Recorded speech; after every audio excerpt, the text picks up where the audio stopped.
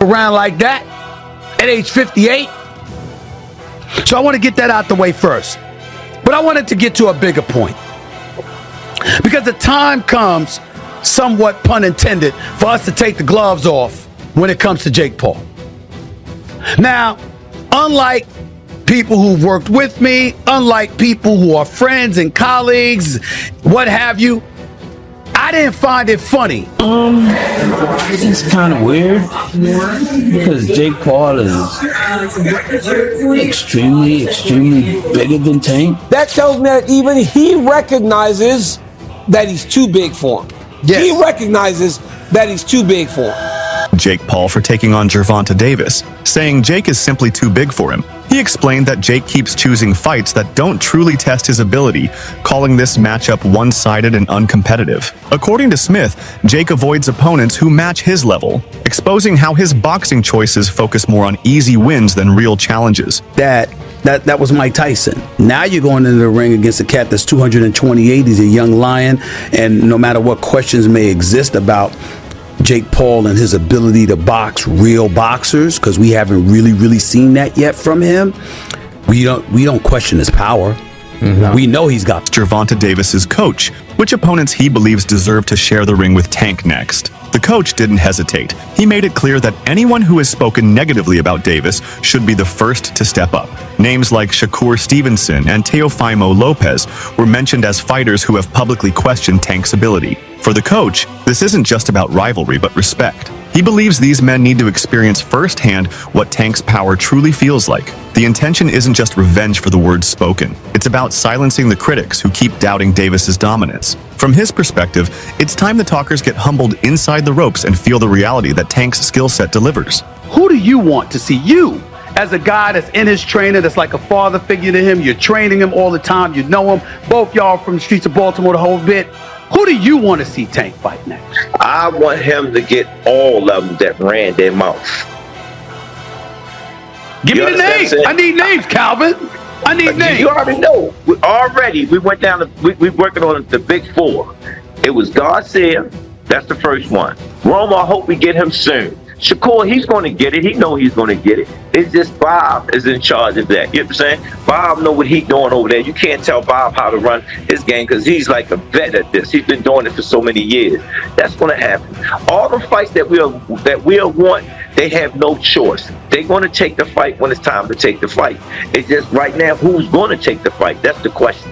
Aries Spears didn't mince words when sharing his take on the event. To him, the upcoming fight feels more like a performance than a pure sporting contest. Despite calling it a circus, Spears still places his confidence in Davis's strength and precision. He imagines Tank ending the spectacle early, predicting a knockout by the third round. What stands out is the contrast between his criticism and admiration. He recognizes the promotional absurdity surrounding the bout, but respects Tank's efficiency as a finisher. Spears' view captures the mood of many fans who see this matchup as both ridiculous and fascinating. It's entertainment wrapped in skill, where even critics can't deny the possibility of Davis closing the show with a brutal statement before the fight gets too far.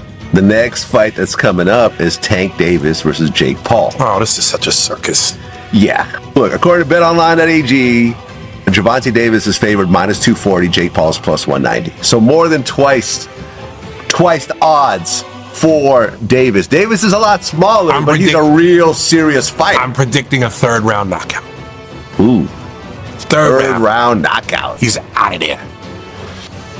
Listen, I don't know what's the bigger joke, that fight or Tyson versus Floyd Mayweather. We'll talk about that in a second.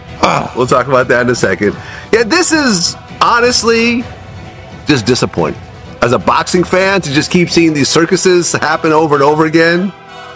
I don't know if the rumor's true, but I heard Floyd was talking about coming out of retirement to fight Crawford. Now that's got some panache to it. That'd be interesting. I think Floyd will end up taking a loss. Finally. That's the thing. He'd mess up that record. Yeah. And I would respect him for it because we know how much he's tried to protect the record. Take the risk. This is what great fighters are supposed to do.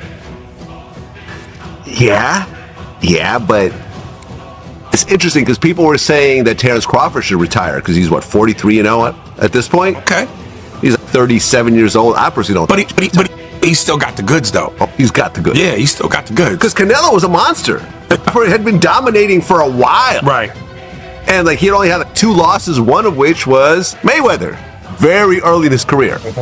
But this whole like Jake Paul, Gervonta Davis thing, it's just like, because Gervonta was supposed to fight Roach. There was supposed to be a rematch because it was, I believe, a draw last time. Yeah. So you go and fight Jake Paul instead? I'm sure it's a much bigger bag. I'm sure it's a much bigger bag. And clearly that's what it's about. It's the bag, you know? Yeah. Yeah. I mean, pretty soon they're going to have Denzel Washington fighting somebody. Like, you know, they're going to start putting like old men. I mean, they're already putting old men in the ring. As long as before the fight, Denzel looks at his watch and goes, 16 seconds. I'm with it.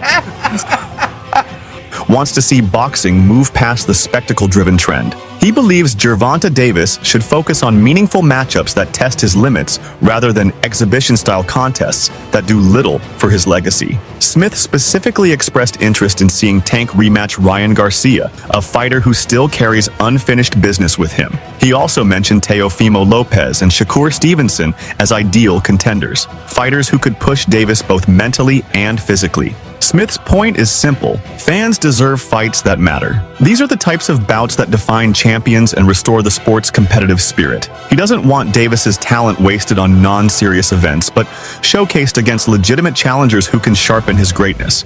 To me personally, I want to see him fight a Garcia again. I want to see him fight a Teofimo Lopez, somebody like that that's got some power, somebody that has the potential to inflict some pain upon him, because I don't know if anybody can do it. And I've totally lost it with David Haney. After what I saw Ryan Garcia do to him, even though Ryan Garcia was a bit bulked up,